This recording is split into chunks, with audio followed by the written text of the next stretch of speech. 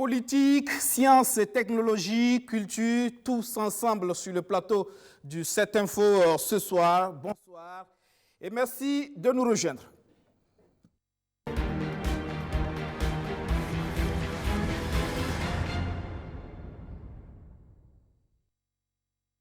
Sur ce plateau, 4 invités, Siaka Koulibaly, notre analyste politique, bonsoir, bienvenue. Bonsoir, avec nous également, Mickey Couvertier, il est afro-américain, il fait son comeback en Afrique, il est expert en technologie biomédicale, une question d'actualité pour le système sanitaire burkinabé. Son regard sur la maintenance du matériel biomédical dans nos hôpitaux, on en parle dans un instant. Bonsoir, bienvenue, welcome. Avec nous également, Madi Sakandé, il est expert en froid. Avec lui, nous parlons des enjeux du froid pour un pays comme le Burkina Faso. Il est le patron du New Cold System, expert pour le compte de l'ONUDI, l'Organisation des Nations Unies pour le développement industriel, mais aussi pour le PNUE, le programme des Nations Unies pour l'environnement. C'est un Burkinabé aussi de la diaspora qui tourne beaucoup, qui a de l'expertise à revendre. Bonsoir, bienvenue. Bonsoir, M. Guévré. Je l'ai dit, avec vous, on parlera des enjeux du froid pour un pays comme le Burkina Faso. Et puis, on parlera aussi de culture avec Bienvenue Bazier. On parle de la 13e édition du projet Engagement féminin. C'est un véritable laboratoire de création pour la danse contemporaine. Bonsoir, bienvenue. Bonsoir. Merci donc à vous d'être sur ce plateau. On commence tout de suite par le traité d'amitié et de coopération Burkina Faso-Côte d'Ivoire. 9e rendez-vous, ça s'est ouvert cette semaine à Abidjan, donc en Côte d'Ivoire, au lieu de Yamoussoukro comme d'habitude. Une rencontre qui se tient dans un contexte de double crise sanitaire et sécuritaire. Plus d'un an maintenant que les frontières terrestres entre le Burkina et la Côte d'Ivoire sont effectivement fermées. Naturellement, les gouvernements des deux pays vont évoquer le sujet de la réouverture des frontières et puis la Côte d'Ivoire qui subit depuis quelque temps des attaques terroristes. Le sujet sécuritaire sera également au menu. Tout de suite, en direct d'Abidjan avec notre envoyé spécial Hervé Dapa. Hervé, bonsoir. Bonsoir, Robin Guébré. Bonsoir, chers téléspectateurs. Je le disais tout à l'heure en introduction, on imagine que les deux sujets majeurs, c'est bien la sécurité, mais c'est aussi et surtout la question de la réouverture des frontières, une question très attendue par les deux populations. Absolument, Robin Guébré, la question de la réouverture des frontières était très pendante. Il faut dire que vous venez de l'évoquer tout à l'heure, les frontières entre les deux pays, mais aussi dans l'espace communautaire de l'UEMOA sont fermées maintenant depuis plus d'un an. Les populations n'en peuvent plus dans tous les pays, notamment en Côte d'Ivoire et au Burkina Faso. C'est presque une prison à ciel ouvert et cela développe aussi des trafics pour passer de manière clandestine les frontières d'un pays à un autre. Il y a aussi cette situation de cherté de la ville, parce qu'il ne faut pas oublier qu'entre la Côte d'Ivoire et le Burkina Faso, le trafic est important, qu'il soit trafic humain ou qu'il soit commercial, le trafic est important. D'ailleurs, dans l'ordre du jour de ce 9e TAC, la Côte d'Ivoire a insisté pour qu'on puisse intégrer l'aspect ravitaillement de la Côte d'Ivoire en bétail. Cela veut dire que le problème est très pris au sérieux. Et ce qu'il faut dire, Robin Guébré, c'est que la réunion des experts en commission vient de prendre fin. Il y a juste quelques minutes, la plénière est terminée. Demain, les ministres des Affaires étrangères vont se rencontrer. Et puis, le 27, ça sera la rencontre des chefs de gouvernement. Mais ce qu'il faut dire, selon certaines informations qu'on a, c'est que les experts pourraient faire une recommandation, celle de l'ouverture urgente, je dis bien urgente, de la frontière entre la Côte d'Ivoire et le Burkina Faso. Cela devrait pouvoir être inscrit dans leurs recommandations en bonne et due forme, l'ouverture des frontières entre la Côte d'Ivoire et le Burkina Faso. Peut-être que ça sera un précurseur à l'ouverture des frontières dans l'espace UEMOA. On l'espère bien, naturellement, parce que ça reste une question, en tout cas, très essentielle et très attendue à l'issue de ce 9e TAC. Merci, Hervé Dapa. Merci, Obengebe. Siaka Koulibaly, on l'a dit, ça reste la question la plus préoccupante pour les populations, la libre circulation des personnes et des biens qui se retrouvent mis à mal justement par cette fermeture des frontières terrestres qui dure depuis plus d'1 an maintenant, et on imagine avec tout l'impact économique que cela comporte. On a dit justement la Côte d'Ivoire a tenu à intégrer justement dans les travaux la question justement du ravitaillement de ce pays en bétail. Ça reste une question essentielle et jusque-là on s'interroge surtout sur pourquoi jusqu'à présent les frontières terrestres restent fermées alors que les airs ça circule, mais pour les populations aux revenus modestes, ça reste tout de même un gros problème. Oui, tout à fait, vous avez raison. C'est vrai que cette question de la libre circulation devrait être en fait le sujet, je dirais, quasiment unique de ce TAC, dans la mesure où les autres projets sont des projets qui relèvent des départements ministériels qui peuvent faire le bilan très rapidement. Mais la grande question aujourd'hui, c'est cette question de la libre circulation des populations et des biens entre les pays de l'espace CEDEAO et de l'espace UEMOA, et en particulier avec la Côte d'Ivoire, pays avec qui nous avons de très forts échanges commerciaux et humains aussi. Si cette question donc du ravitaillement en bétail, je ne sais pas comment est-ce que les chefs d'État ont été briefés sur cette question, mais si vous remarquez vous-même, la question donc de la disponibilité du bétail, surtout ovin, se pose à la fois au Burkina Faso et même au Mali, où j'étais il y a environ 1 mois. Il n'y a plus tellement de petits ruminants dans l'espace. Alors, à quoi cela est dû? Tout simplement au terrorisme, qui fait que ceux qui s'occupent de la production de ces animaux ne peuvent plus rester sur place, étant des personnes déplacées internes, étant dispersées de leur zone de pâturage vers des zones où il n'y a pas vraiment de pâturage. Du coup, il n'y a vraiment plus de production animale dans la zone. Donc, pour retrouver un niveau d'approvisionnement suffisant dans ce type d'animaux, il faudrait encore régler cette question du terrorisme-là. Si vous vous rappelez, en 2016, vous voyez, dans les rues de Ouagadougou, il y avait beaucoup d'animaux qui passaient, en 2016. Donc, les stocks ont été transportés de la zone où il y avait le terrorisme vers les zones où il n'y avait pas beaucoup, mais aussi où il y avait assez de pâturage, c'est-à-dire le nord de la Côte d'Ivoire, du Ghana, du Togo et du Bénin.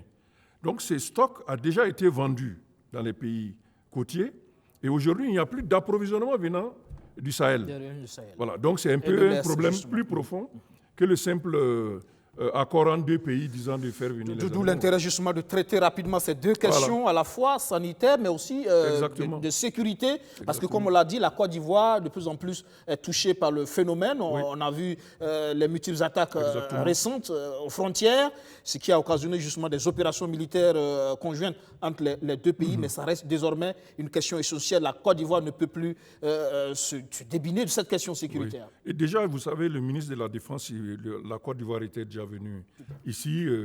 Je pense qu'ils avaient dû prévoir un certain nombre de dispositifs ensemble pour faire en sorte que la question du terrorisme, que l'on sait déjà n'est pas une question d'un seul pays, soit portée à un autre niveau d'engagement avec un pays qui a beaucoup plus de disponibilité budgétaire comme la Côte d'Ivoire, qui sent aujourd'hui la nécessité de communaliser les efforts et les initiatives en matière de sécurité.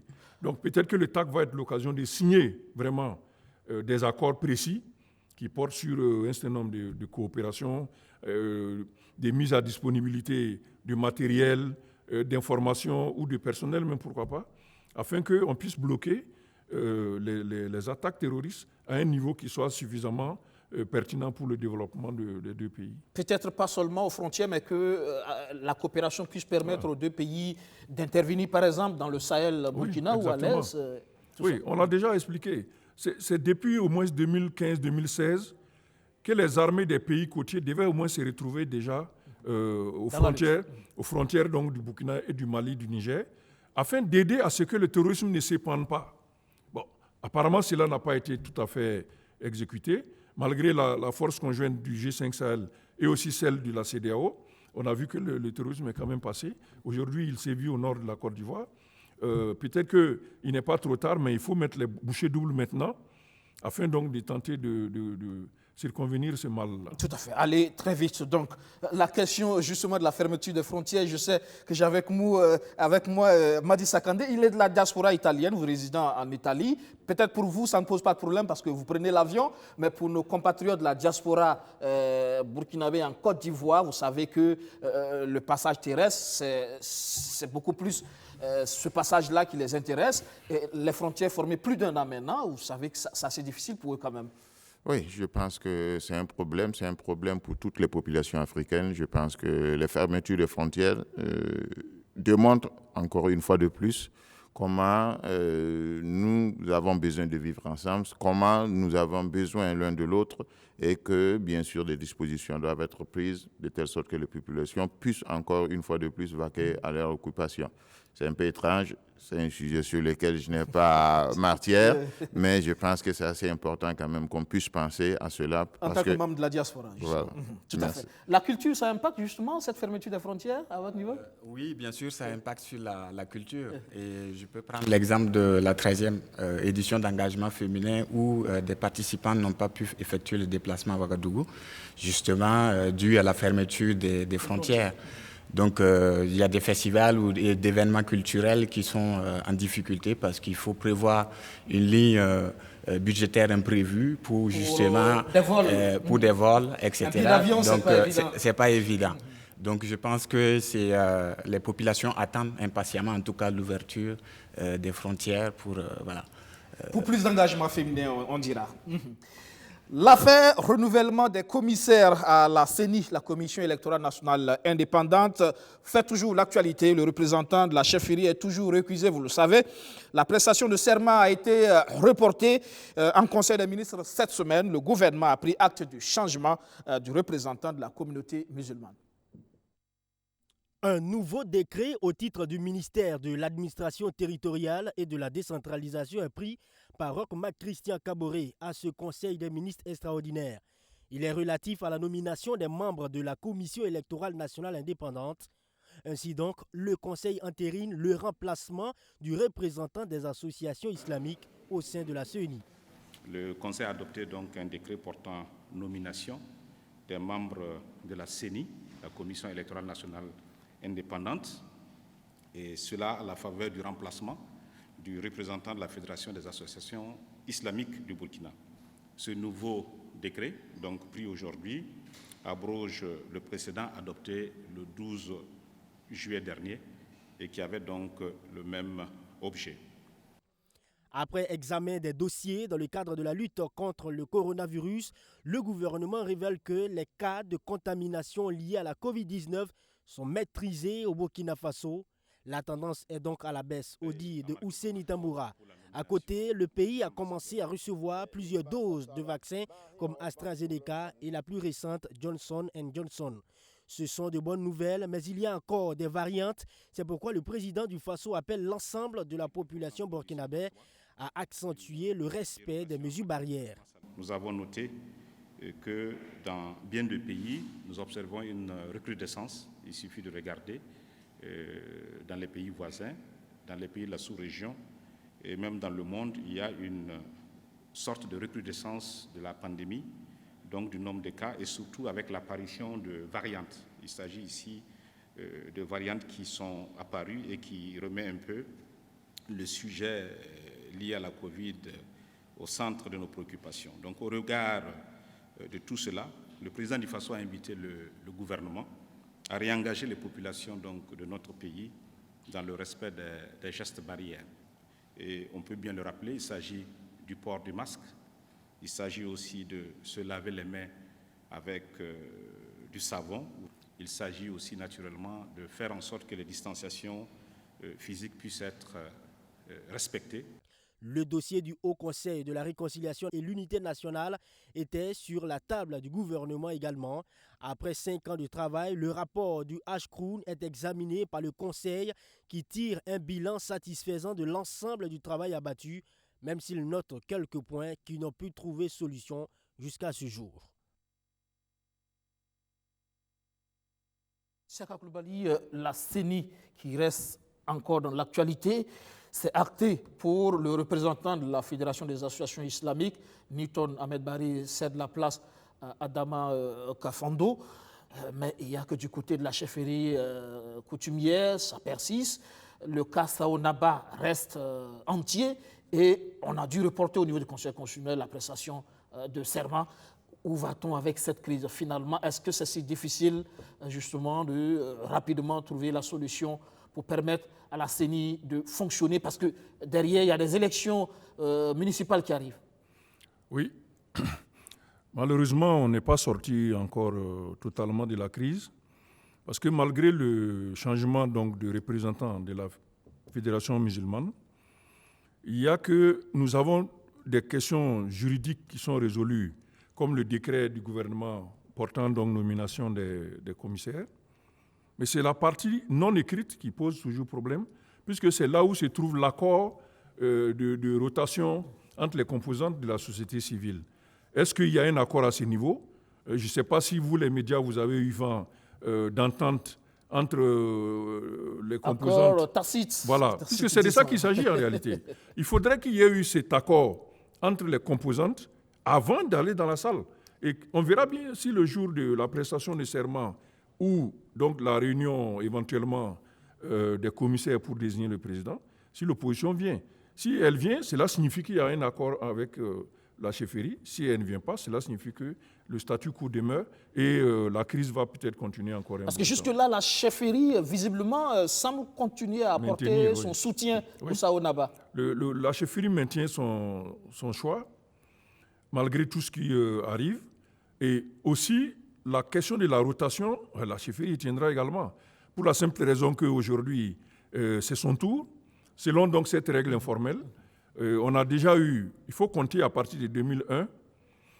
2001-2005, c'était Pasteur Flavien Tabsoba du groupe des protestants. Après lui, c'était les droits humains avec Moucha Michel Tabsoba, 2005-2010. 2010-2015, Kéré Barthélemy pour les catholiques. Et 2015-2020, les musulmans avec Newton Ahmed Bari. Aujourd'hui, naturellement, si on respecte cette rotation, ce sont les coutumiers qui devraient désigner. Malheureusement, comme vous le savez déjà, la personnalité qui a été désignée par les coutumiers pose problème politiquement. Est-ce qu'il y a eu un accord? L'opposition estime qu'il a une coloration politique. Et qui n'est pas aussi neutre que ça. Justement parce qu'on a même vu cette vidéo qui a circulé sur les réseaux sociaux où il était en campagne en faveur du candidat sortant Roch-Marc Christian Kaboré. Je pense qu'il y a nécessité ici d'une concertation, même si elle sera informelle, entre les acteurs, afin de trouver une solution. Quelle qu'elle soit, il faut qu'il y ait une concertation et en fonction de cela, ils peuvent avancer avec le processus. S'il n'y a pas de concertation, s'il n'y a pas d'accord, on va peut-être avoir un président de la CENI, mais on aura aussi une crise politique qui va être latente, non seulement pour le fonctionnement de la CENI, mais aussi pour l'organisation des échéances qui arrivent. Parce que la crise peut être au niveau central, mais qui sait, au niveau local aussi, on peut avoir quelques couacs à certains niveaux. Et c'est cette crise, justement, post-électorale, peut-être qu'il voilà, faut faire absolument éviter, parce que, justement, en cas de contentieux, et si le Sao Naba venait à être élu président de la CENI, forcément, toutes ces accusations-là vont ressurgir. Et c'est ça toute la difficulté, justement.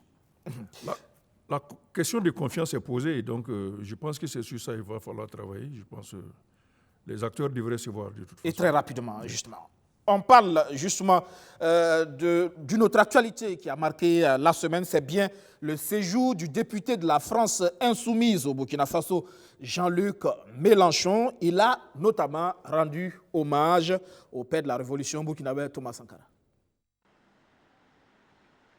Au pied de la statue de Thomas Sankara, une délégation du groupe parlementaire La France Insoumise, avec pour président Jean-Luc Mélenchon, en plein recueillement après avoir déposé une gerbe de fleurs. Premier homme politique et député français à se livrer à cet exercice hautement symbolique, il connaît l'histoire du père de la révolution burkinabé, assassiné sur ce site en 1987 avec ses compagnons. Le comité du mémorial rappelle l'histoire au candidat à la présidentielle française de 2022. Plongé dans une introspection, il épouse le combat de Thomas Sankara, qui est pour lui la figure de l'insoumission. Thomas Sankara est une haute figure des valeurs auxquelles nous adhérons, les valeurs de l'insoumission. L'insoumission n'est pas un état d'esprit de désordre permanent, comme certains peuvent le croire. L'insoumission, c'est avant toute chose le refus de la résignation, le refus de se plier devant ce qui est, quelle que soit la nature de l'adversité que ce qui est nous oppose. Thomas Sankara est la haute figure de l'insoumission. Jean-Luc Mélenchon ne le dit pas pour plaire et c'est un chapelet d'actions courageuses et salvatrices de Thomas Sankara qui les graine pour illustrer cette description. La bonne gouvernance, le combat contre les aléas de la nature, l'organisation de la société entre l'homme et la femme, le combat contre la sécheresse et la famine, et ce n'est pas tout. Comment pouvait-on imaginer, devant tant de difficultés, obtenir la souveraineté alimentaire d'un pays qui semblait voué à la famine et à la dépendance, et y parvenir en 4 ans? Au regard de ces exploits, il était nécessaire pour le député des Bouches-du-Rhône de venir au Burkina Faso avec pour objectif principal d'apprendre auprès des héros africains comme Thomas Sankara. Il faut apprendre à venir en Afrique, dans une nation africaine, dans un peuple africain, pour dire que l'on vient apprendre. C'est un signal que je voudrais donner. Il concerne la politique intérieure française d'une certaine façon, puisque jamais dans le passé, aucun candidat d'aucune sorte n'a entrepris une démarche de la nature de celle que je suis en train de conduire devant vous. Venir au-devant d'amis, signaler ce qui nous rapproche et parfois nous unit, ce que nous avons en commun, et puis faire des propositions qui ne soient ni des leçons que l'on vient faire aux autres, ni non plus des suppliques que l'on viendrait présenter. Candidat à l'élection présidentielle dans 8 mois en France, Jean-Luc Mélenchon promet qu'une fois à l'Élysée, il déposera des résolutions pour découvrir exactement les conditions dans lesquelles Thomas Sankara a été assassiné. C'était aussi la requête du comité du mémorial Thomas Sankara. Nous avons demandé que les archives de la France pour le dossier Sankara ne sont pas épuisées. Il y en a encore, on n'a pas réussi tout. S'il y a encore une possibilité, même si le procès démarre et que ça peut orienter, peut aider, nous avons de plaider auprès de lui pour qu'il continue à demander à ce que la France continue de livrer des archives qui sont encore gardées là-bas parce que ça peut protéger encore des gens qui sont vivants. Au mémorial, la délégation de Jean-Luc Mélenchon a mis sous terre un plan à l'image de Thomas Sankara soucieux des questions de l'environnement. Avant cette séance, il s'est entretenu avec le ballet citoyen sur plusieurs questions d'actualité. Des questions qui seront certainement abordées le mercredi prochain avec les étudiants de l'université de Ouagadougou. JLM, Jean-Luc Mélenchon, qui s'est également exprimé sur l'impérialisme et le sentiment anti-français en Afrique. Quand vous entendez dire que la France ceci, la France cela, oui, bien sûr, la France assume les responsabilités que ses dirigeants prennent. Il ne peut pas en aller autrement. Mais enfin, la France, c'est nous aussi. Et nous avons la main tendue. Nous sommes là parce que nous avons compris quelque chose de fondamental. Nous aimons notre pays. Nous aimons qu'on nous dise que notre pays est puissant, même si nous en connaissons les limites. Mais pour nous, la puissance, ce n'est pas la propriété, ce n'est pas l'impérialisme, ce n'est pas la violence qui impose aux autres des décisions dont ils ne veulent pas. Pour nous, la puissance, c'est ce que nous pouvons apporter en tant qu'êtres humains, de savoir, de connaissance, d'amour des arts que nous puissions mettre en partage dans des conditions telles que nous puissions recevoir des autres. Parce que, croyez-le, il y a des Français qui n'ont pas besoin de dominer pour se sentir exister. Il y a des Français qui ont besoin de partager pour savoir qu'ils sont membres de la même communauté que les autres êtres humains. Et cela s'appelle la fraternité. Je comprends parfaitement que la jeune population africaine n'ait pas la patience et la bienveillance de ses aînés et qu'elle trouve insupportable la manière dont certains de mes compatriotes se comportent, et je ne vois pas pourquoi je devrais, parce que je suis français, en être solidaire. Je parle de comportements individuels. Si je parle des comportements collectifs, je dois dire que pour l'avenir, et si c'était à mon tour d'en décider, je procéderai tout à fait différemment. Les accords de défense peuvent conduire à ce que mon pays soit mis dans l'obligation de les respecter et qu'ici ou là, on nous demande d'intervenir militairement. Mais les Français ont le droit de se demander si ceux qui les interpellent sont bien légitimes pour le faire. Et ensuite, une fois qu'ils s'y trouvent, qu'ils aient à se souvenir qu'ils ne sont pas chez eux. Et que par conséquent, ils ont à définir premièrement ce qu'ils y font et deuxièmement quand est-ce qu'ils comptent s'en aller et à quelles conditions. Je l'ai toujours dit. Oui, Saka Coulibaly, Jean-Luc Mélenchon au Burkina Faso, c'est vrai, on pourrait dire qu'il est d'une façon ou d'une autre en pré-campagne pour la présidentielle française, mais en même temps, ça reste quand même une figure de gauche au discours séduisant, non? Même si on sait que la réalité, une fois au palais de l'Élysée, c'est autre chose. Oui, c'est vrai. Il faut retenir que Jean-Luc Mélenchon, c'est un des descendants politiques de François Mitterrand. Il a commencé ses classes autour de François Mitterrand. Donc, en quelque sorte, il représente un peu cette aile, étant donné qu'en France, aujourd'hui, le parti que François Mitterrand avait mis en hauteur au niveau du pouvoir n'est plus vraiment une force. Le PS n'est plus une force politique de premier plan là-bas. Donc, les gens comme Jean-Luc Mélenchon essayent de faire surnager cet idéal de la gauche internationaliste, puisque la gauche, par définition, est internationaliste, c'est ce qui l'amène à venir au Burkina Faso, à faire la jonction avec d'autres histoires, comme celle de Thomas Sankara, et aussi essayer de renouer avec la jeunesse africaine et étudier donc les thèmes qui sont chers à ces jeunes aujourd'hui, celle donc de la relation avec la France, qui pose énormément de difficultés, en particulier autour donc de la question du terrorisme aujourd'hui. Donc Jean-Luc Mélenchon, j'ose espérer qu'il ne s'inscrit pas dans la tradition des hommes politiques français qui ont tiré beaucoup des pouvoirs africains en termes donc de flux opaques d'argent qui sont allés de l'Afrique vers cette classe politique française.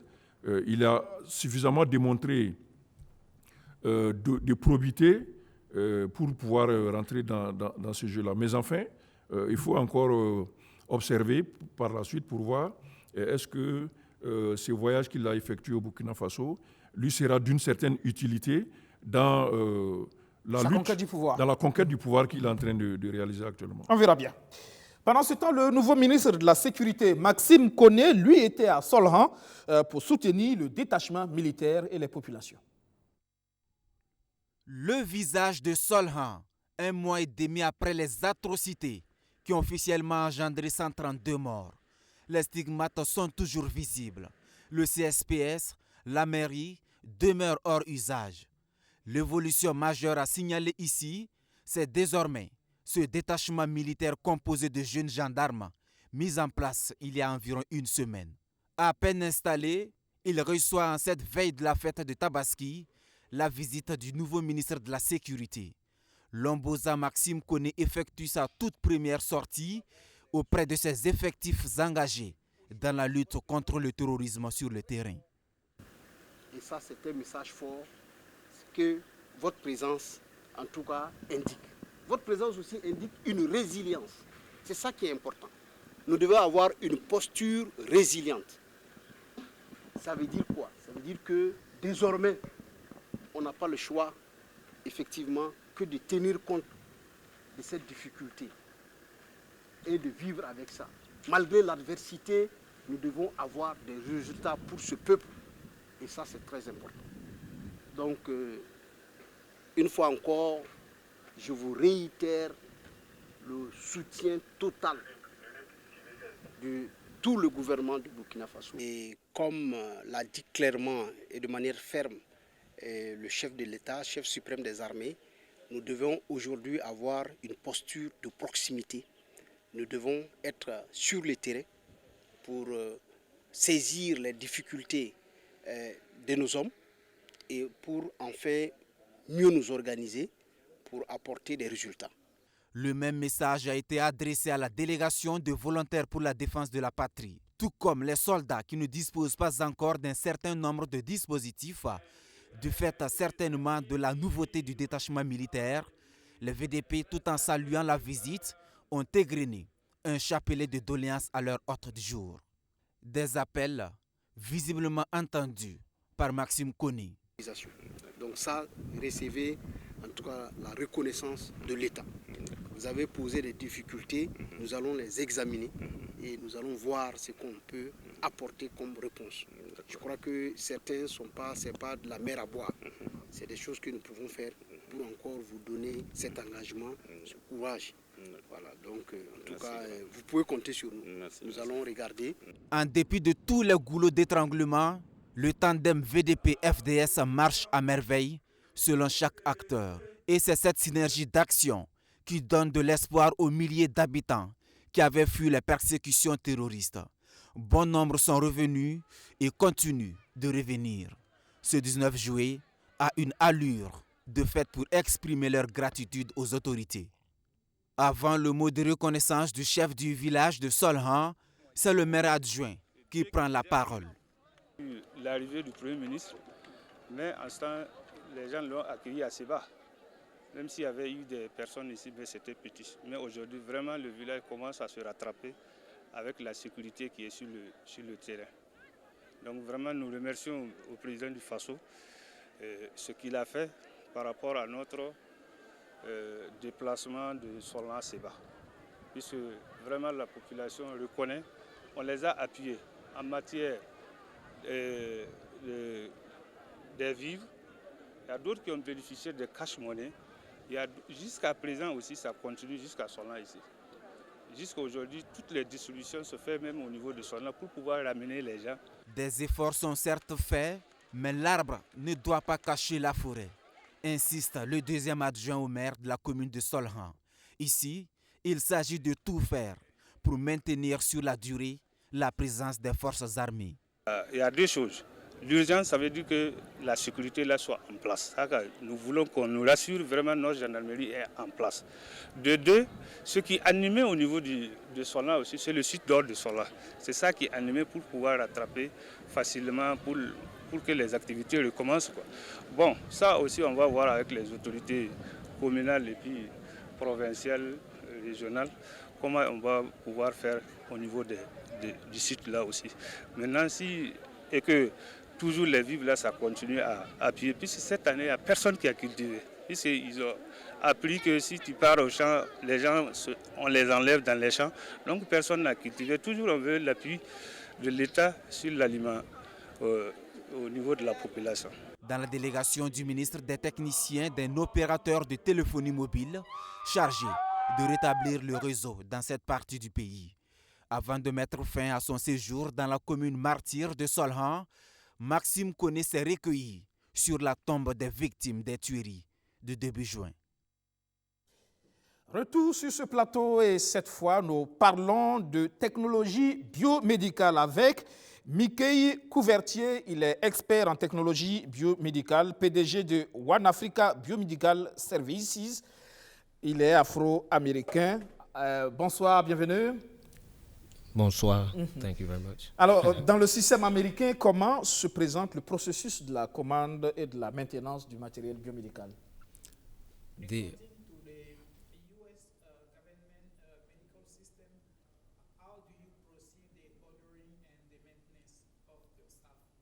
So the American healthcare system is completely independent. So even at the public level, you have VA hospitals are the most controlled by the government. And at the VA hospitals, down to the technician themselves, they have control over purchases for parts or their choices as to who they're going to hire to come in and repair equipment. Every technician has a government credit card with a certain budget. Le système de santé américain est totalement indépendant. Quand vous prenez déjà le privé, chaque structure privée a son système propre à lui. Au niveau, par exemple, du gouvernement, nous avons, en fonction des différents centres, des standards propres à chaque centre. Vous prenez, par exemple, le recrutement des techniciens, le système de maintenance, les systèmes de commande. tout est propre à chaque, disons, chaque structure. So the way the government actually controls it is through the budgets. So they allow each hospital to have a certain amount of money per year, and then they have to meet certain standards. And if they do or don't meet those standards, they can increase or decrease their budget per year. La meilleure manière pour le gouvernement américain de contrôler en fait les standards de ces centres de santé, c'est à travers les budgets. Et à travers votre fonctionnement, on saura si votre budget, vous arrivez à maintenir ces standards à travers votre budget. Et donc, les années suivantes, vous pouvez avoir un budget moins ou un budget plus en fonction de vos attentes, en fait, des attentes du gouvernement américain. D'accord. Alors, avez-vous visité des centres de santé depuis que vous êtes au Burkina? Ça fait déjà quelques mois. Have you get chance to visit local hospitals? What do you think about them? I have visited quite a few local hospitals, both private and public. And what I would have to say about it is that the backbone of healthcare is healthcare technology management. And in the absence of a robust system of management of healthcare technology, you're going to have many more failures in the healthcare system. What I will also say is that any failures that I've seen in the healthcare system here in Burkina is universal throughout healthcare systems around the world in any case. Effectivement, j'ai eu l'occasion de visiter plusieurs centres de santé au niveau du Burkina, à Ouagadougou comme un peu à l'intérieur du pays. Ce qu'il faut dire déjà, c'est que le système de santé du Burkina a un problème avec son pilier qui est la gestion de la maintenance des équipements. Et donc, c'est comment déjà arriver à régler ce problème-là pour sortir en fait comme, disons, le leader en fait de la gestion au niveau peut-être sous-régional, disons. Oui, c'est toute la problématique, justement. Que faut-il faire pour améliorer, justement, ce système de maintenance? Ça reste une question d'actualité. Il n'y a pas très longtemps, nous avons fait un reportage sur, justement, la qualité des plateaux techniques. Et le ressort, justement, qu'il y a un véritable problème de maintenance. À partir de votre constat, que pensez-vous qu'on peut faire, justement, pour améliorer ce système de maintenance? According to what you have seen during your visit in our local hospitals, what can we do to improve that system? The first thing is to bring in experts that are familiar with how a healthcare system should run, and in terms of healthcare technology procurement and maintenance. It can't be in everybody's hands at the moment. There's no standards, there's no regulations for everybody to adhere to. So the control, the management of healthcare technology has to be in the hands of somebody who will voluntarily adhere to some standards. And the only standards that we have right now to adhere to are American standards until we write our own here in Burkina Faso. Répondre efficacement aux problèmes de maintenance au niveau du Burkina, il faut déjà faire appel à des experts, à un expert qui est déjà familier à ces questions de maintenance, à ces questions de ravitaillement en termes de consommables et toute autre question autour, parce qu'il s'agit en tout d'une question de management. Alors, que faut-il justement, si les autorités vous donnaient l'occasion, par exemple, d'intervenir, que pouvez-vous apporter? Il y a effectivement, c'est vrai qu'on met énormément d'argent dans la technologie pour améliorer les plateaux, mais derrière, quand la maintenance aussi ne suit pas, il est clair que nous perdons beaucoup d'argent à ce niveau. Que pouvez-vous apporter justement par rapport à cette question, si vous avez la possibilité d'intervenir? If today you get the chance from our government, they give you that authority to start working with in our system, what can you do exactly to improve it? So the first thing I would do is a complete inventory and assessment at each hospital, definitely at each public hospital. La première chose, c'est déjà un inventaire complet de chaque hôpital pour savoir réellement la capacité de chacune d'elles. Chacun d'elles. I would add the complete inventory to a computerized system so that it's accessible to anybody within the government who's interested on what's going on. Il faut aussi déjà s'approcher de tous les dirigeants de ce système de santé-là, comprendre ce que chacun est capable de faire, échanger, voir à quel niveau de difficulté il se situe, et c'est ensemble qu'on pourra apporter quelque chose. And I would provide each, the DG of every hospital, I would provide them with a complete assessment of their equipment, the status of their equipment, the age of their equipment, the replacement costs, the repair costs, and the personnel costs, and any requirements for training, whether it's on the technicians themselves or the operators, and any improvements that have to be made to the hospital system itself to support an efficient use of healthcare technology management, because it's not just about improving and fixing equipment, it's about fixing the healthcare system itself. Auprès des directeurs des hôpitaux, c'est comment les assister en termes de maintenance, déjà de réparation, ensuite de maintenance de ces systèmes-là. Ensuite, comment mettre en place des processus d'approvisionnement. Parce que à partir de là, nous avons maintenant comment il faut déjà assurer le quotidien de ce matériel-là dans les hôpitaux, parce qu'il ne s'agit pas simplement de réparer et puis faire les maintenances, mais il y a aussi le quotidien qu'il faut assurer. And the main point that I would make to the government is that it is cheaper to do it the right way. So doing it the wrong way, to give you an example, for every $1 million or every million CFA, the government allots 125,000 CFA in total of equipment costs for the maintenance budget. Because it's badly managed, they end up spending double that amount. To do it the right way would cost less than that amount. Il faut dire que faire les choses de la mauvaise manière coûte nécessairement plus cher. Et faire les choses de la bonne manière, c'est sûr, ça revient moins cher. Quand on prend l'exemple de notre système de santé, je veux parler du Burkina, où, par exemple, les maintenances sont à des pourcentages supérieurs au niveau, disons, mondial. C'est parce que certainement, les choses ne sont pas faites dans les règles de l'art. Et c'est déjà ça qu'il faut arriver à résoudre. D'accord.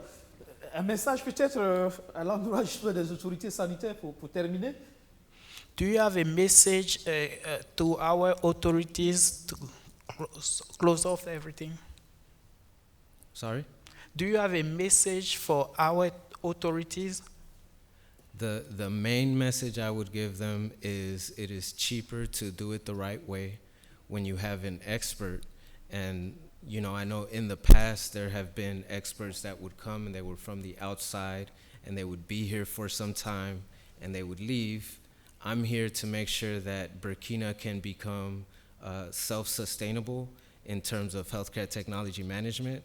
And my hope is that in doing so, we can make Burkina a hub for healthcare technology and you know, advanced healthcare system here in West Africa. By saving the amount of money that I'm assuming the government would be able to save, we can do things like purchase, for example, a jet helicopter for Tengandogo, repair their MRI, their CT system, and make it a trauma center for all of West Africa. If you have a jet helicopter, you can get to Ghana, you can get to Ivory Coast, and we would have one of the best hospitals in West Africa if all their equipment was currently running? Encore une fois, comme je le disais tout à l'heure, faire les choses de la bonne manière, c'est la meilleure manière d'économiser. Et nous avons eu peut-être par le passé des techniciens ou des experts qui sont venus travailler dans le pays et qui sont repartis. Ils sont venus juste pour se faire de l'argent. Aujourd'hui, je suis cet expert-là qui vient au Burkina, qui veut s'installer, qui veut travailler à améliorer le système dans son entièreté. Et ça, je pense que c'est une chance pour le pays. Voilà. Quand vous prenez, par exemple, un exemple assez simple, si aujourd'hui on décide de faire du Burkina Faso le leader de la sous-région en termes de système de santé, c'est possible. C'est possible.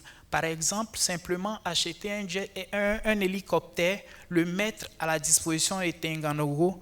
Si au niveau des Tenganogo, nous avons les équipements qu'il faut, nous pouvons faire simplement en 2 heures de temps des voyages dans la sous-région et ramener par exemple des patients si Tenganogo. Et ça, c'est possible. Il suffit juste de s'y mettre, avoir un expert qu'il faut et on peut être aujourd'hui le chef de file de la sous-région en termes de système de santé. Merci Mickey Couvertier. Je rappelle que vous êtes afro-américain, de retour sur la terre de vos ancêtres. Justement, vous êtes expert en technologie biomédicale. Avec vous, on parlait justement de la maintenance dans notre système de santé. Donc, vous avez pu parcourir quelques hôpitaux justement pour vous enquérir de la situation des plateaux techniques. Merci d'être passé dans le 7 Info ce soir. Merci. Thank you. Merci. On poursuit ce 7 Info avec un autre invité, lui aussi est expert. Il est expert en froid, Madi Sakandé, burkinabé de la diaspora, résident en Italie. Et il est patron de Newcall System, expert aussi pour le compte des Nations Unies. Le froid est-il un luxe pour le Burkina Faso? On en parle avec lui. Madi Sakandé, bonsoir. Bonsoir, M. Guébré. Merci de répondre à notre invitation. Merci à vous. Alors, le froid est-il un luxe pour le Burkina Faso? Question simple pour commencer. Absolument pas. Absolument pas, parce que le froid nous permet de conserver nos aliments, nous permet même au niveau médical de conserver les vaccins, les réactifs, de conserver le sang, le plasma, tout ce qui est matériel médical. Et le froid, comme au début de l'information, on parlait des animaux, tant qu'on va transporter, si les animaux ont été sur place dans des abattoirs frigorifiques, on peut transporter tranquillement la viande sans qu'il y ait quelqu'un derrière les animaux, comme au début de l'émission, on parle de la Côte d'Ivoire. Donc c'est pour vous dire que le froid est très important pour le développement. C'est la base d'ailleurs du développement. Dans les pays occidentaux, ils n'ont pas commencé à construire des immeubles, des grosses voitures et des routes. Ils ont commencé d'abord à atteindre l'autosuffisance alimentaire. L'autosuffisance alimentaire s'obtient avec le froid qui accompagne le secret de l'agroalimentaire. Donc c'est une nécessité. Une nécessité. Une nécessité absolue. Absolue. Pas un luxe, surtout que nous avons le soleil. Bien sûr, puisque nous pouvons utiliser, parce que la nuance, ou disons l'amalgame qu'on fait avec le froid en pensant que le froid c'est un luxe, parce que les appareils de froid fonctionnent avec l'énergie électrique. Et vu que l'énergie électrique n'est pas à la portée de tout le monde, alors on dit qui a l'énergie électrique, c'est quelqu'un qui déjà au niveau de la société a un niveau, disons, de revenu économique. Donc, ce qui permet déjà que le froid soit classé dans le luxe. Mais le froid est divisé en 3 macro-familles. Il y a le froid domestique que nous connaissons, le frigo, le congélateur et le climatiseur. Il y a le froid commercial, les chambres froides et les displays qui permettent d'exposer les produits et qui permettent de conserver pour la revente. Et il y a le froid industriel, là où on fait le gros stockage dans les lieux de production qui permettent de consommer le frais et aussi le transformer. Alors, ne connaissant pas tous ces segments, et bien sûr, il y a l'autre segment qui est le transport réfrigéré qui permet de faire la jonction entre tout ça. Et on appelle tout ça la chaîne du froid. Et quand il n'y a pas la chaîne du froid dans un pays, vous ne pouvez pas tout simplement parler de développement.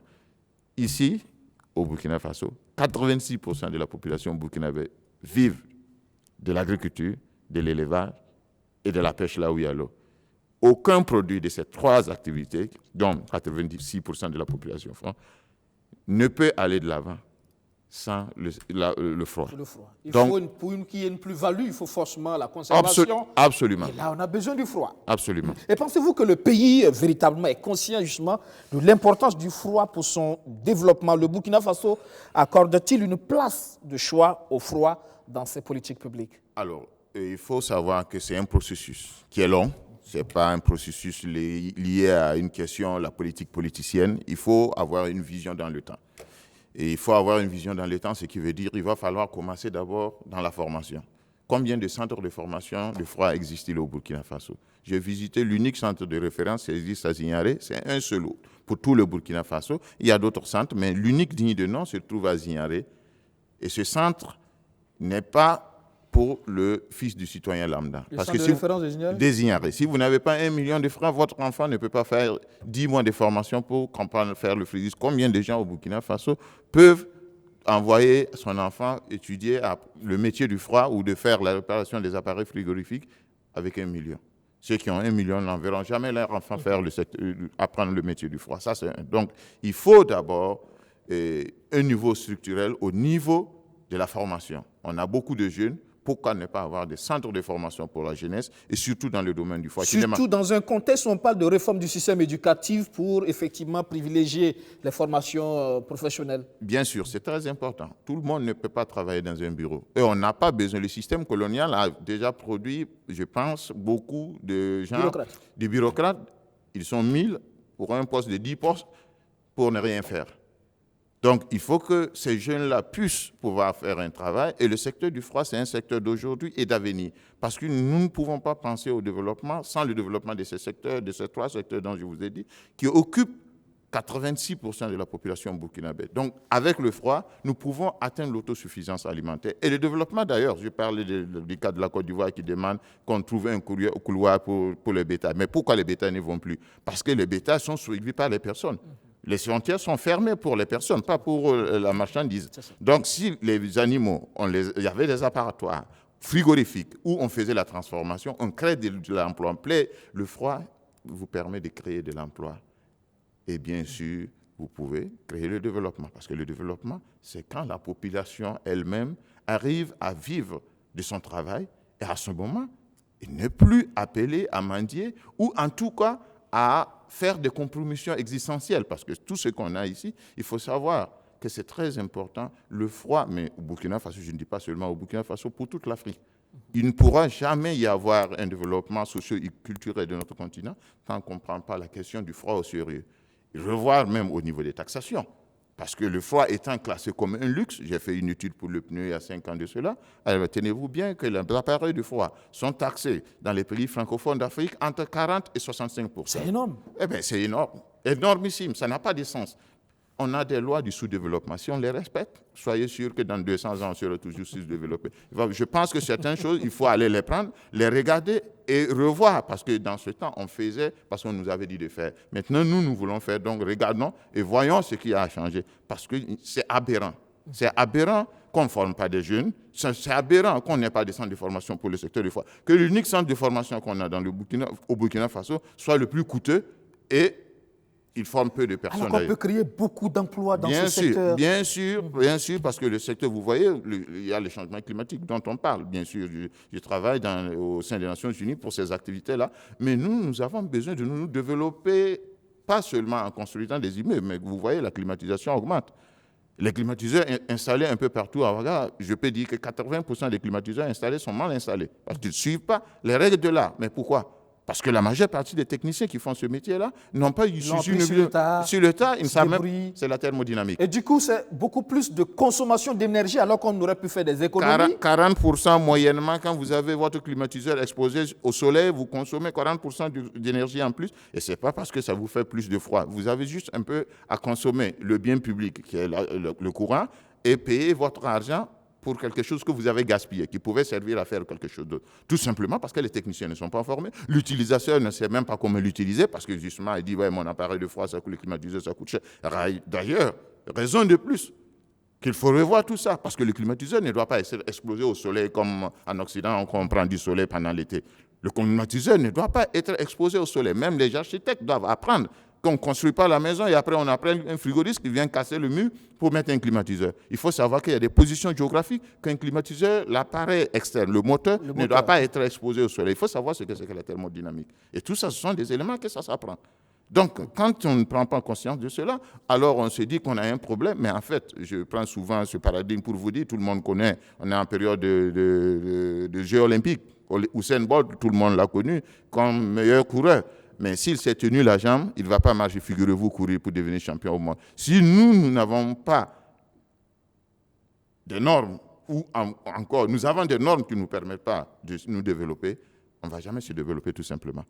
Alors, aujourd'hui, justement, au Burkina, la dynamique, on parle aussi de pôle de croissance, d'unité de transformation, etc. Et quel pourrait être l'apport, justement, du froid dans le développement d'un pays comme le Burkina? Je vais vous dire tout simplement, allez dans un des plus anciens pôles de Bagré, allez-y demander aux agriculteurs. Moi, j'y étais il y a 5 ans de cela, et je sais que les choses n'ont pas changé. Des agriculteurs qui sont là, ils cultivent à la daba. Ils perdent les données de la FAO, 70% de la production des denrées périssables sont perdues à la nature. Du lieu de la production jusqu'à la table, on perd 70%. Simplement, au lieu de culture, il n'y a pas lieu de stockage. Donc, ils sont obligés d'aller au marché, de brader sa ville prix. Souvent, ils n'arrivent même pas, les commerçants n'arrivent pas. Donc, c'est de la pourriture 2 jours après, ils sont obligés de jeter. Les pôles de croissance, vous prenez le Bagré pôle, ils jettent quelquefois de l'oignon, quelquefois de la tomate, il y a toujours quelque chose à jeter. Et alors, demandez à ces agriculteurs-là de quoi ils vivent déjà en cultivant avec la daba. Vous croyez qu'en mécanisant, on augmente la perte ou on arrive à conserver plus? Le froid est fondamental. C'est la base. J'étais en Tunisie il y a quelque temps dans une des activités. Par coïncidence, il y avait quelqu'un de nos autorités qui se trouvait là-bas, de l'agriculture. Mais j'ai demandé au gouvernement tunisien pourquoi vous ne partagez pas le secret avec le Burkina Faso en termes du froid. Ils ont dit, écoutez, et chez nous, on ne peut pas parler de développement et de l'agriculture sans le froid. Chez nous, ça va de pair. Mais demandez cette question à qui dirige dans ce département si ça va de pair. Ce sont ces problèmes-là qu'il faut résoudre. Le développement, ce n'est pas les immeubles, j'aime bien le dire, ce n'est pas les étages, ce n'est pas les grosses voitures, c'est l'autosuffisance alimentaire. Quand vous avez le ventre plein, vous commencez à avoir envie d'autre chose et c'est ça qu'on appelle le développement. En tout cas, on est un pays agricole et forcément, vous l'avez dit, la tomate qui pourrit un peu partout. Il y a des jeunes qui sont organisés en coopérative qui veulent monter une unité de transformation de tomates en conserve. C'est bien, mais déjà, il y a de la tomate qui pourrit quand les Ghanéens ne viennent pas chercher. Et on l'a vu avec la crise de Covid-19, les frontières fermées, les paysans ont eu du mal justement à écouler le produit. Ça démontre encore une fois de plus l'importance du secteur du froid. Vous voyez, le secteur médical, en parlant du vaccin Covid, vu que vous avez parlé de Covid, ça a mis en exergue la puissance du froid. Parce qu'on ne vous en dit pas, mais il y a beaucoup de vaccins qui sont jetés parce que justement, ça n'a pas été conservé dans les conditions qu'il faut. Mais il faut avoir les appareils et aussi les personnes qui savent l'utiliser, parce que l'appareil du froid, ce n'est pas de la magie.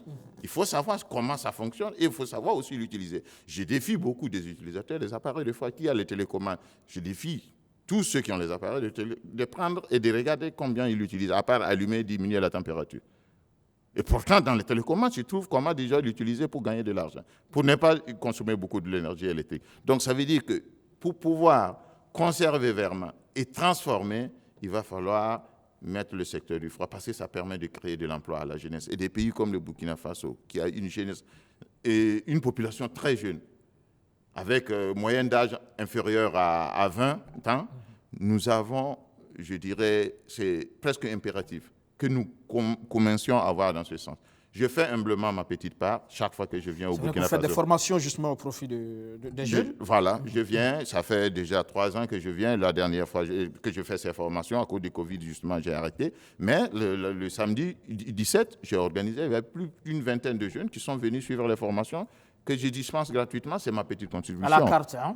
Bien sûr. Il reste bien entendu qu'il faut qu'effectivement les politiques publiques mettent en place justement des structures de formation diplômantes, mais en même temps à des coûts qui permettent aux Burkinabés moyens d'envoyer son enfant dans ces écoles. On peut le faire, je suis disposé vraiment à travailler avec qui le veut, que nous puissions le faire, parce que c'est un processus du temps. Je vous dis que, comme je vous ai dit, ce n'est pas un programme politicien. Voilà, ce n'est pas un programme qui est lié à la durée d'un mandat. C'est un programme qui va dans plusieurs décennies. D'accord. Donc il faut Alors, cette vision-là. Et pour terminer, quelle politique de développement donc, pour l'industrie du froid La politique de développement, je vous ai déjà dit plus d'un, revoir les taxations. Je sais que les taxations sont au niveau communautaire. Donc il va falloir revoir aux experts de la CEDEAO, de l'UMOA, je ne sais qui décident des taxations sur,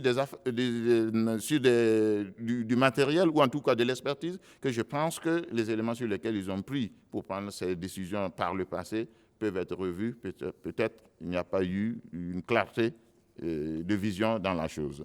Bien sûr, la formation et aussi les acteurs qui sont dans le secteur actuellement, vu qu'il y a déjà un certain nombre, on en dénombre quand même quelques milliers de techniciens, de personnes qui font ce métier-là au Burkina Faso, les cadrer, les former et les organiser. Au Burkina Faso, il existe déjà 2 associations dans le secteur du froid qui ont besoin, bien sûr, d'être soutenues. Je connais un bon nombre de ces jeunes hommes qui viennent me voir, qui racontent, bien sûr, les calvaires dans le domaine du froid, parce qu'il n'y a même pas une organisation. Et ça doit être organisé. Qu'on ne permettra pas à n'importe qui, parce qu'on parle de l'énergie. Si on permet, bien sûr, à quelqu'un qui vient apprendre dans le tas, qui n'a même pas appris les notions de la thermodynamique et qui permet de monter des climatiseurs, le peu d'énergie qu'on n'a pas, c'est ce qu'on gaspille. Donc, vous voyez déjà qu'il y a beaucoup de choses à faire. Il faut travailler pour le futur à travers la formation. Il faut organiser les acteurs existants et bien sûr mener une politique communautaire pour pouvoir revoir les lois qui sont en cours, mais ça ne sera pas seulement pour le Burkina, pour tous les pays africains. Il y a la zone de libre-échange depuis janvier.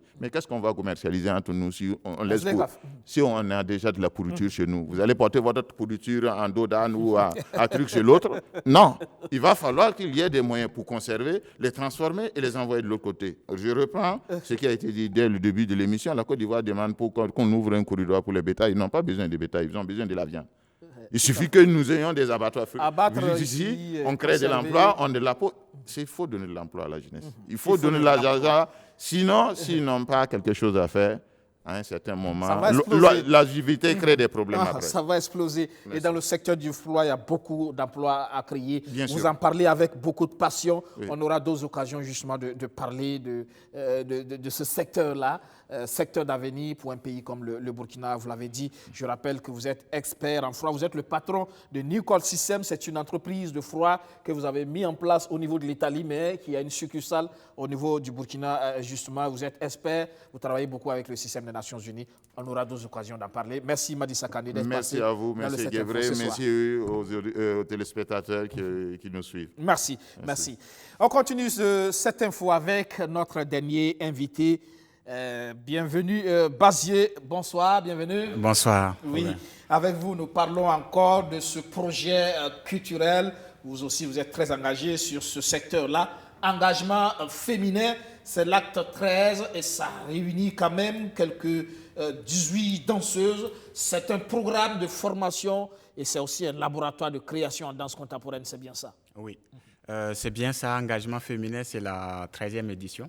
Et donc, c'est une formation et laboratoire en danse contemporaine qui réunit chaque année au mois de juillet des danseuses qui viennent de plusieurs pays d'Afrique pour s'outiller auprès de chorégraphes que nous invitons. Effectivement, cette année, nous avons 8 pays qui sont représentés ici, notamment le Togo, le Ghana, la Côte d'Ivoire, il y a le Mali.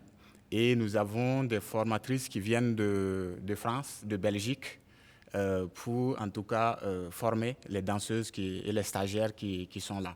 Notamment, il y a le volet formation, donc danse, ou de la danse traditionnelle à la danse contemporaine, du hip-hop, mais aussi une formation en régie lumière, donc, qui est un aspect important pour toutes les personnes qui veulent créer des spectacles de danse. La lumière, elle a une place très, très importante. Non seulement ça éclaire, mais ça peut aussi prendre une place de scénographie dans une pièce chorégraphique. Donc, c'est important d'aborder tous ces aspects-là pour que les stagiaires puissent bénéficier, en tout cas, d'une formation beaucoup plus large pour, en tout cas, leur carrière. Oui, on en parle peu, mais c'est un secteur aussi qui crée beaucoup d'emplois et qui rapporte aussi financièrement, le secteur de la danse. On en parle peu, mais je sais que dans ce domaine-là, quand on parle des arts, au niveau de la culture, c'est aussi un segment qui véritablement apporte beaucoup.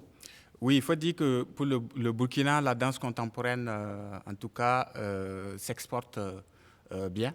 Donc, on voit des compagnies qui tournent à travers le monde, vraiment en commençant par l'Afrique, et puis de l'Europe, des États-Unis. Et c'est vrai que ça engage beaucoup de monde. Pas seulement des danseurs, parce qu'on fait de la création musicale qui peut être faite en studio, comme aussi on peut engager des musiciens en live sur les spectacles. Donc c'est toute une entreprise quand on prend une compagnie qui va engager un éclairagiste, qui va engager un sondier, qui peut engager, comment on appelle, un scénographe, des danseurs, un administrateur, chargé de production, chargé de diffusion. Donc il y a tout ce monde-là qui est derrière, effectivement, et qui travaille vraiment à la réussite d'un projet chorégraphique et après qui tourne.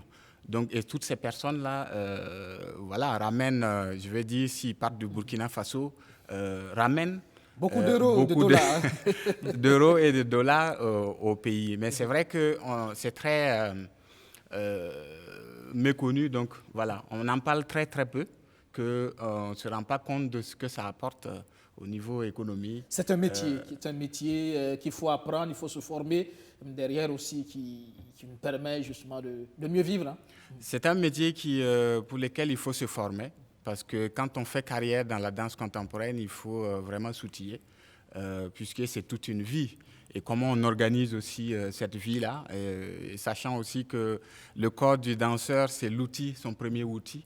Et donc il faut savoir en prendre soin, savoir quelles sont les techniques, quels sont les mauvais gestes, quels sont les gestes appropriés quand on danse et tout ça. Donc on fait aussi de l'anatomie, donc apprendre à connaître son corps. Parce que la santé du corps, elle est vraiment très, très importante. Donc, on apprend justement lors des différentes formations aussi aux stagiaires à préparer leur corps par l'échauffement avant de vraiment aller dans des mouvements beaucoup plus amples. Un spectacle que vous vendez en Europe, ça peut coûter combien? Si c'est pas discret. Tout dépend des spectacles, hein, des productions. Donc, on peut partir un spectacle, on peut avoir un solo, un duo. On peut avoir une pièce de groupe qui peut rassembler une dizaine de personnes, 15, 20. Et donc, selon le nombre de personnes engagées sur scène, ou en tout cas la renommée aussi du chorégraphe, les montants varient. Donc, une fourchette peut-être. Oui, il peut varier. Comme je dis, quelqu'un de renommé peut vendre un solo à près de 10 000 euros. 10 000 euros. Voilà, parce que sa renommée, en tout cas, impose que voilà, ce prix-là et les salles vont prendre. Donc, il y a ceux qui vendent un spectacle à 20 000 euros, 25 000 euros, 30 000 euros et pour dire que pour une soirée. Voilà. Et pour toute l'année, vous avez pratiquement beaucoup d'attentes, il faut le dire, que vous tournez beaucoup. Oui, on est entre la production, donc la réalisation des œuvres et la diffusion. Il faut savoir que déjà quand on fait la production, ça prend 2 ans, donc on tourne les spectacles et puis après on passe à la réalisation de la prochaine œuvre. Donc c'est... il n'y a pas d'arrêt en fait. On est vraiment entre la réalisation, la production et puis la diffusion. Et voilà. Résidence de création, formation en danse, en éclairage et en lumière. Et c'est aussi des partages d'expériences. Engagement féminin pour la 13e édition. C'est depuis le 5 juillet. Hein. C'est bientôt fini. La formation a commencé le 5 juillet donc, et prend fin les 30 et 31 juillet.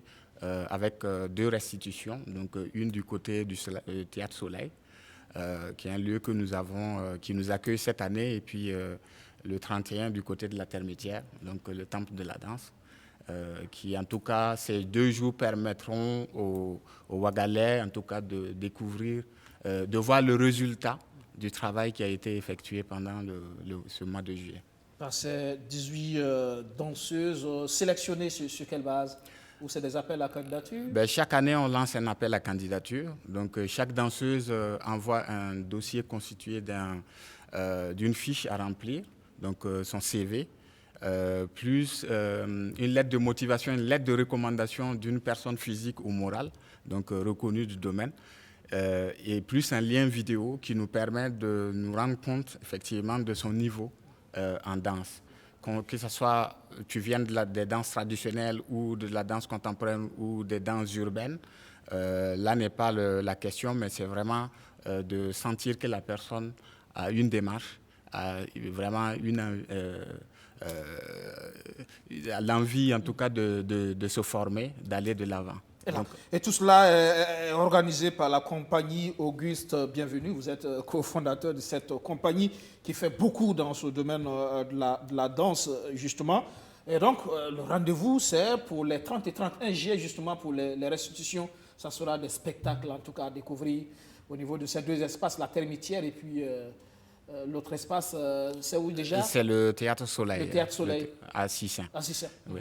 Je suis co-directeur, effectivement, de la compagnie Auguste Bienvenu. Donc, moi, c'est Bienvenu Bazier et l'autre, Auguste Ouedraogo. Tout à fait. Et ça fait, Auguste et moi, c'est un long parcours. Hein. On se connaît depuis 1993, où on s'est formé au Bourgeon du Burkina. Puis, en 2000, nous avons créé la compagnie qui porte par l'association artistique développement nos différents projets, que ce soit de création, mais aussi de formation et de diffusion.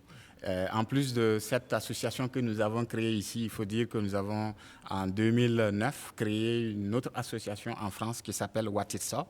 Et cette association qui nous permet en tout cas de développer aussi des projets donc, sur le territoire français depuis 2009. Donc on engage aussi, on a un personnel, une équipe administrative aussi du côté de la France qui s'occupe de tout ce qui est... C'est toute une industrie, hein. C'est toute une industrie qui marche bien visiblement, même si la Covid-19 impacte beaucoup aussi ce secteur, le spectacle du spectacle. Mais on va vous souhaiter en tout cas beaucoup de courage et justement vous créez beaucoup d'emplois dans ce secteur à travers cette discipline. On va vous souhaiter bon vent et puis on se donne rendez-vous justement pour les 30 et 31, c'est bien ça? Merci beaucoup. Oui, c'est les 30 et 31 juillet, donc 30 au Théâtre Soleil et le 31 au CDC La Termitière. Voilà pour découvrir le travail qui a été effectué pendant ce mois de juillet.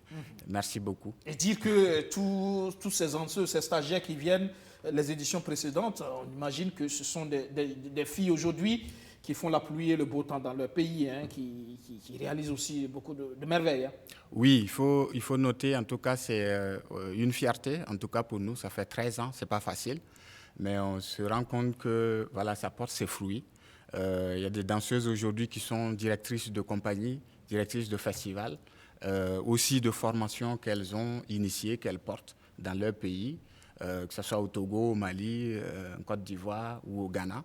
Et donc, et avec elles, nous avons créé ce que nous appelons le REF, qui est le réseau engagement féminin, qui nous permet en tout cas de nous rencontrer, créer des rendez-vous, continuer à réfléchir, les anciennes stagiaires, réfléchir sur des questions que nous partageons ou des difficultés, essayer de trouver des solutions par ces échanges-là pour en tout cas que chaque activité continue en tout cas à se mener et à prospérer.